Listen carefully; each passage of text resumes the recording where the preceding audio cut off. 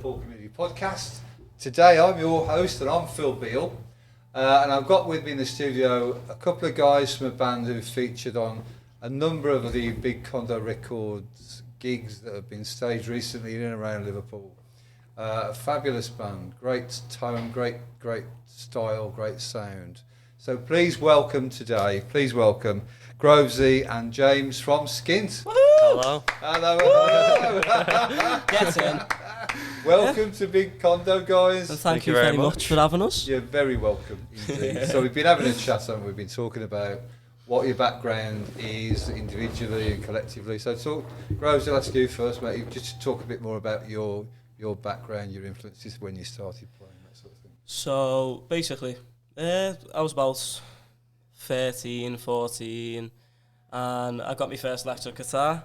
And come on, what was it? It was a Squire, a Sunburst Squire Strat. Squire, well, that's a good start. Sunburst Squire Strat. Great guitar, still got it now. Had it for what, 4 or 5 years now. Absolutely. And it's still in great condition. It's my little baby. Yeah, we've got one next door in the studio. Yeah, you can never let your first guitar go. You can never let it go. It's special to you. Totally agree. But yeah, it was quite nice for like surf, rocky, garage rock, punk sort of stuff. So obviously I just naturally veered towards Green Day. And I was just like, I like these. I like these. Because with the earliest albums, the first 3 albums are my favourites because that's the point where they were the most raw and the most rash, and it just really sounded like it was recorded on a microwave in someone's garage. So, sound to love. We love a bit of that tone. But yeah, so that sounds was just ideal for me, and especially with the little 10-watt amp and the setup I had. Direct and put into the amp with 10 gain. I was just like, yeah, that'll do. But there we go. But yeah, I just veered towards them. The first 3 albums were great. Just some great tracks, and very different to the style they are now. Because when you think of Green Day, you immediately think like American Idiot, stuff like that. Yeah, a lot of people do. Yeah. But they thought more of a bit of a opera, rock opera band, aren't they? Very theatrical, aren't they? Right, yeah. But the earlier stuff was literally just what? A broken dream. Yeah. Well, yeah, the first stuff was literally just like they were 15 in some little moody gaff in the middle of California, and they were just like, playing music to people, and that's pretty much how we started out, innit? They were a game changer, weren't they? Oh yeah, absolutely. Yeah. So about you, James, a bit about your background. You're the bass player in the band. Yeah, I started guitar at 8 and just came in and out of it. I wasn't really committed, but I picked up bass about 12, and that's something I got more into. Yeah. I felt like I could sit in the song better when I was playing along. What about singing? Never much of a singer. So you're not on vocals? I'm more shout. More of a shouter. Yeah. I was thinking about the timing though, because when I first started trying to play bass, which is a long time back, I gave it up straight away because I've always been the singer and the front man. Yeah. I thought I need to give this a go. I really fancied having a go on bass. And the minute I started trying to sing and play bass, it was like, my brain won't cope with that. Yeah. It's hard, isn't it? Yeah, very. It's hard, but yeah, I really respect people that can do those two things together. Trust me. Yeah. So we talked about McCartney earlier, didn't we? Yeah. So I interrupted your flow there, mate. So, no. You're also a Green Day head, though. Oh yeah, that's like Blink-182, Green Day. They're what I started off with, and it evolved more and more, just like changing genre. I got into like synth pop. I got into 80s stuff. Then I got into like Beatles, and then that slowly went to like Pink Floyd, and then the psychedelic stuff. Yeah. And then from there, it was just branching off into weird stuff.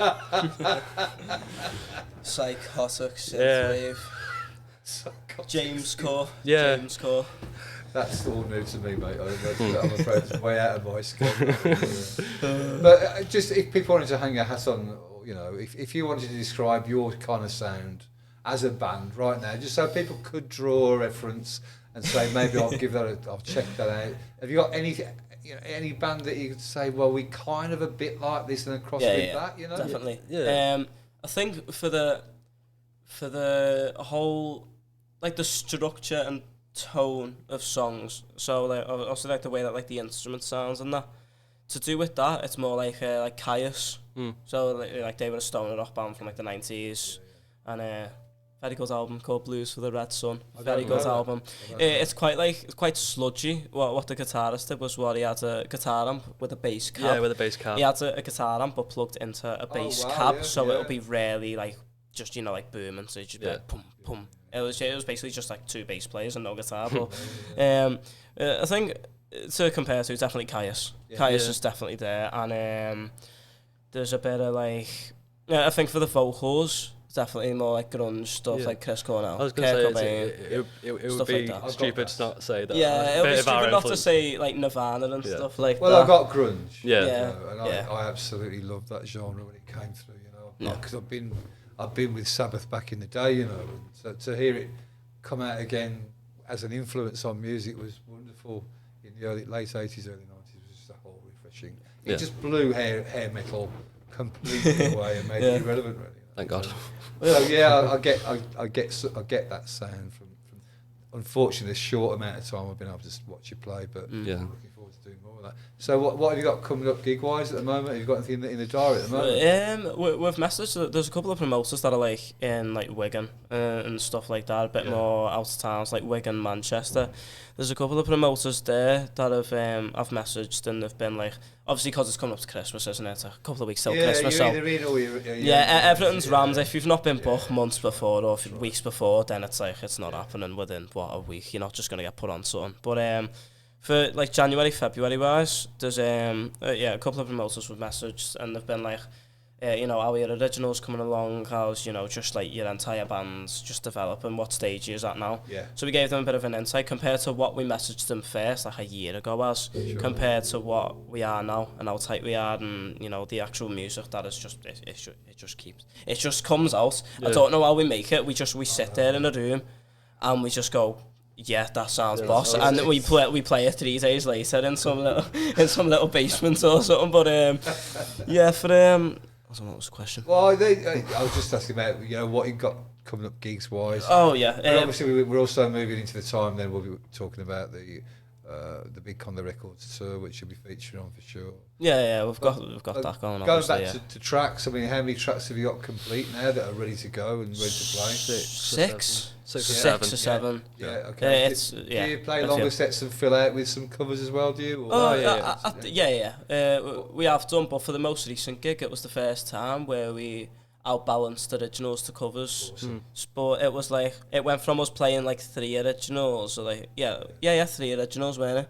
So there was 3 originals, and we usually have 7 song set if some of the songs are short, 8. Sure. But like it'll be like 3 originals spread out, like in between, like 1 at the start, 1 in the middle, 1 at the end. But then it'll be like 4 Nirvana songs. But obviously we steered away from that because I got a bit. I mean, as you can tell from my appearance, I got a bit too into the style, a bit too much. I became a bit too much of a grungehead. And then James and Lewis got me onto just like some new bands, a bit, explore music, explore a bit more genres. Now the past few months I've been listening to more like psychedelic and stuff like that, and it's just I think that's honestly had a bigger impact on me than like grunge or anything like that ever has done. That's quite good. Fabulous. So have you got anything actually recorded yet? Well, we've got one thing to tell you. So, you know what's going on, don't you? In like January. Yeah. Yeah. Lewis has discussed in January, because of the amount of songs we've got, and because we know them. You know what I mean? We know it's not gonna get, if we don't go somewhere and do something with them, then it's not gonna get any better. So, we know all the songs. We're tight on them. Sound boss, in my opinion. You can think otherwise, it's up to you. But we're in January. We're looking at booking a studio. We've been speaking to a few mates, few family friends. Friends of a friends. This guy knows this guy who knows this guy. Got a couple of numbers, couple of studios. At our availability, and we're definitely gonna chip in. I mean, as much money as it takes between us to get this. An EP recorded. We're looking at about hopefully 5 songs. 4 or 5 songs. I'm leaning more towards 5 because obviously, 5 songs, solid 5 songs. Yeah. Great stuff. So that'll be on the new year by the sound of it, yeah. Hopefully. Yeah. We've got some demos of them down, so like we've got stuff that we could send off if they needed. Like, have you? Yeah. And so would you be happy for them to go out as a broadcast at this point? Would you? Do you think? Would you like to, I mean, because they are recorded. Maybe it's a conversation. Yeah, they are recorded on like a phone. But wait, hold on, we have got Mercury. We have got a song called Mercury, our first one. Spaceman. And Spaceman. Yeah. Oh yeah, we have. Yeah, we got. Oh yeah, we do. We've got 2. That's good then. What if we could put? Oh, you got there. I think the Spaceman demo was definitely That's awesome. there that we could. Yeah. Yeah, there's definitely one that will like if you're into psychedelia and if you're into that sort of stuff, it'll blow you away. The radio show is cross-genre, mate. We feature every genre that's going, you know. So if you wouldn't mind that, we'll of course. That would be cool. Yeah. Sweet. So we're missing 2 members. We need to shout them out. It would be rude not to. Oh yeah, of course. So come on, guys. But we've got obviously me and James are here, and then we've got you can say one. I'll say one. We're missing Lewis Nicholson, the rhythm guitarist or lead guitarist, depends on how he feels. Yeah. And vocals as well. Oh, and vocals. He won't let me forget that. yeah. So there's Lewis, and then there's Jack, our drummer. Jack's it's just Jack Toby. Yeah, It's just Jack Toby. Can't beat him. Cool. He's everywhere. He's omniscient. And how long have you been together?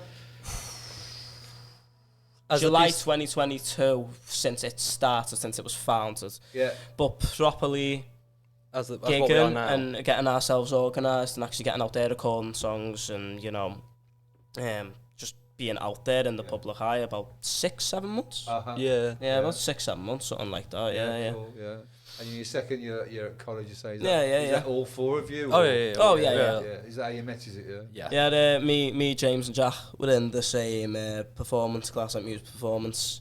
Well, no, Jack's only joined this year, but me and James met through music, and then me and Jack have been childhood friends, so we've been friends for years. I met him in high school, and I thought he was mute at first. I know it sounds a bit offensive and all that, but basically what happened was, the first time I met this kid, I was in the canteen at like 11 years of age, and I've got ADHD, so I've sort of got no filter.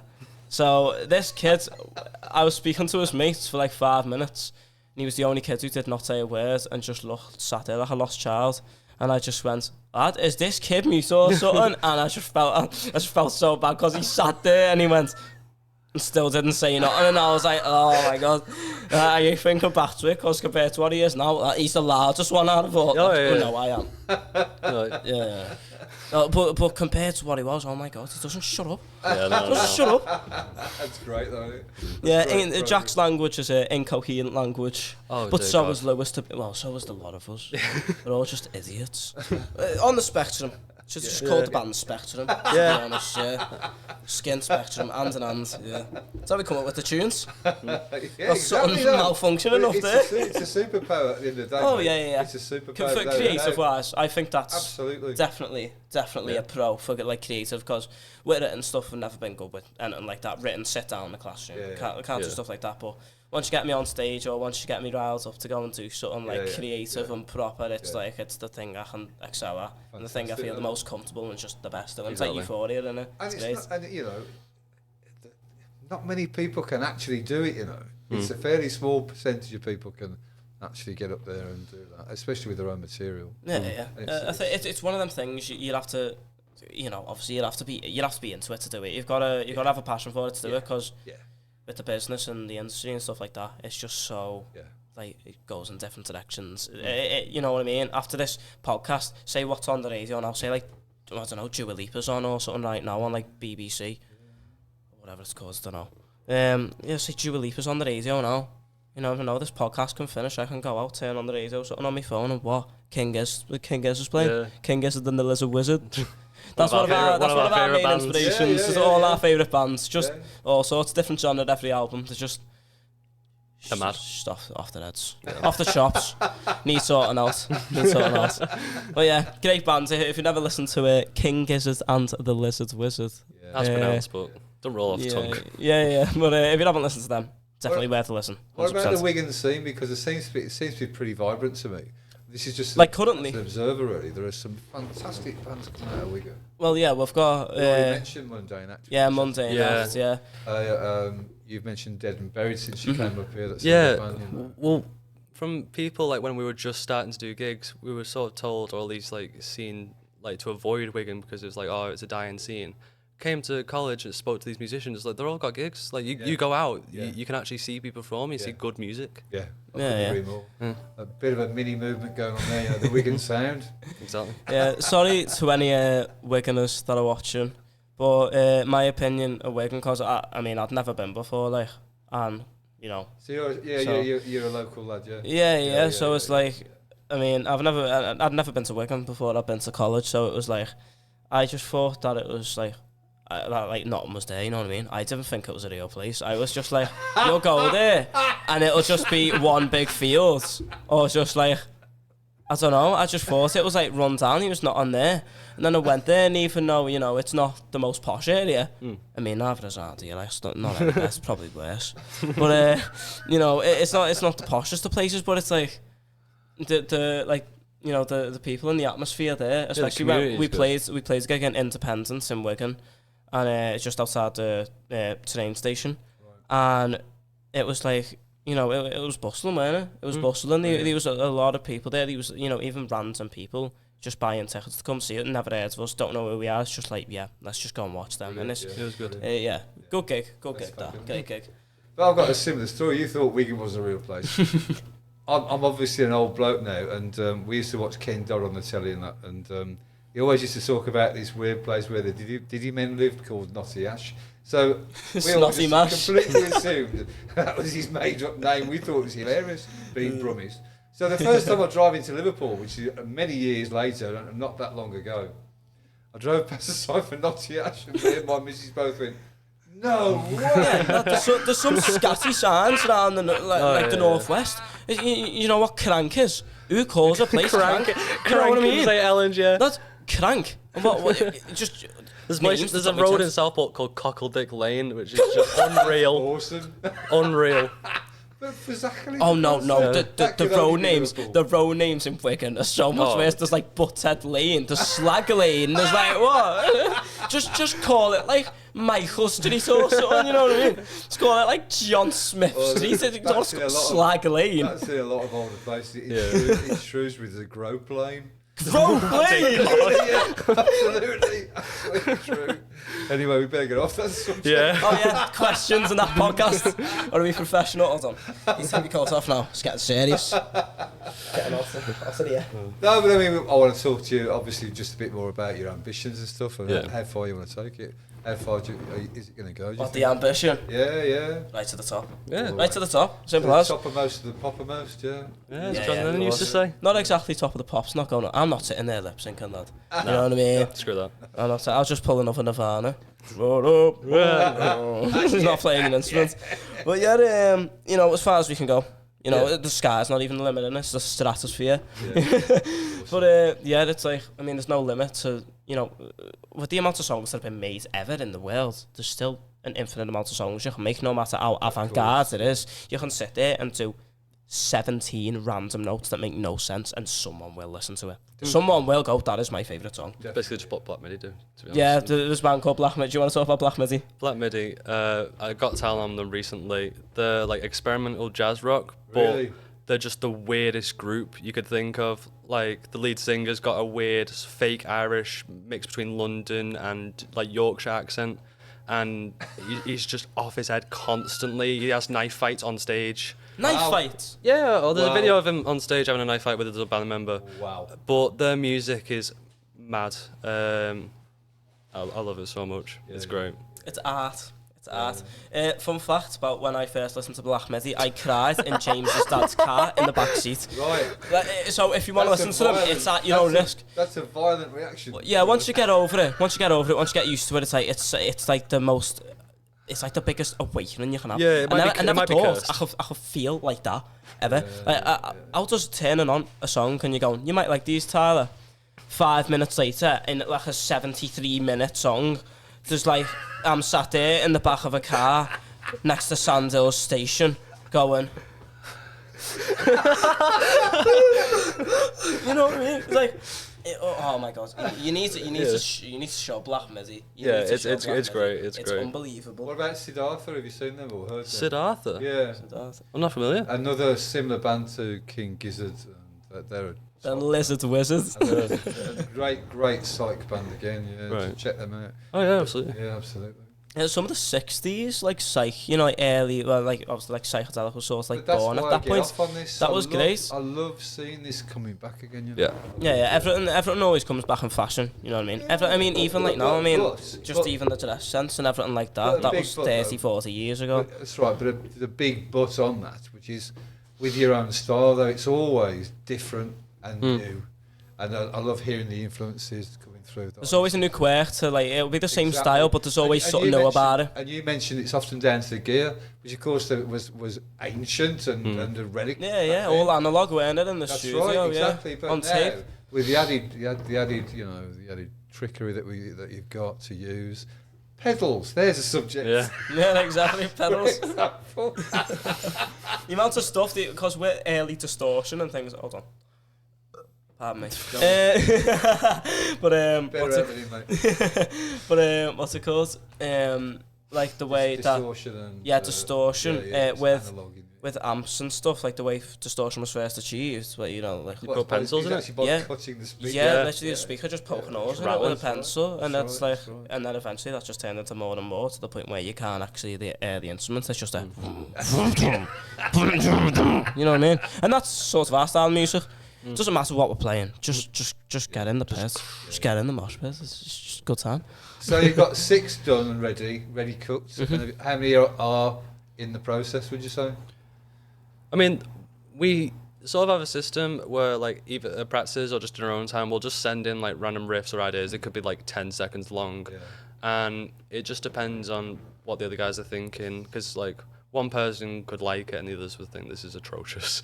Yeah, which has happened before with one of my riffs. Are you democracy? If 3 say that's shit, is it like, well, we won't bother with that? Are we a democracy? I'd say so. Of course, for the democracy. Equal. Equity. Absolutely fair. Equity must be established within the band, otherwise it will not work. But sometimes with our like writing process, it'll be like we'll just be bored at like rehearsal, just messing about.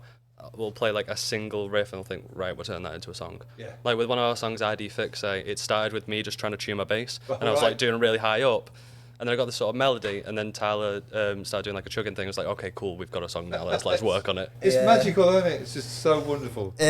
Because the thing is, when we wrote ID Fix, so it was obviously like the full band was in the house, and full band was Jack there? Jack was. Yeah, Jack was there. So it was full band. We were at Lewis's because that's where in one of the rooms in his house he's just got big like Marshall rigs and everything. So the tone honestly the tone. If we could get the tone out of that room to our actual recording. Wow. That would be our honestly like ideal tone because it sounds amazing in there. But what happened was there's a Tesco like 10 minutes down the road from Lewis's house, and it was just me, James, and Jack, and Lewis and my girlfriend have went. We're just gonna go to Tesco, go and get some sweets, go and get some drinks and that. So they go to Tesco, and they've took my card. Right, they've took my card and thrown out a tenner on it. I was not happy about it. Right, there's a reason why we're called Skint, innit? That was my last tenner. Spent it on pot noodles and Dr. Pepper. I was fuming. But anyway, go to Tesco, go get some scranning and that. And, boiling day in the middle of, like, this summer. Just having a good time. It's great. And then James goes, oh, yeah.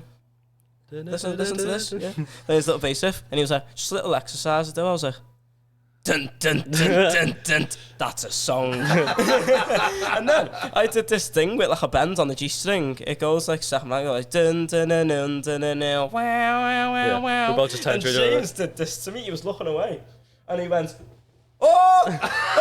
I was like, what? And then he's got a video when he went downstairs to go and get a pot noodle and Dr. Pepper. Yeah. He's got, I said again. And you can just hear me because I'm that loud over the maxed out Marshall amp in this small room. You just hear me going, through the ceiling. I was just trying to get a chill moment. All I could hear was screaming in the loudest guitar you can imagine. Sat there on the couch with a chicken and mushroom pot noodle and a 2-litre Dr. Pepper. And he goes, Tyler, what are you doing up there? It's just found a melody. It's not a melody, that means it's just noise. I love the detail. The pot noodle and the Dr. Pepper. Oh yeah, 2 litre of Dr. Pepper. Awesome. Sent you scatty that, doesn't it? I bet it does. So, give us your social media so that people can. So, get access to where you're at? It is at Skint Band Official.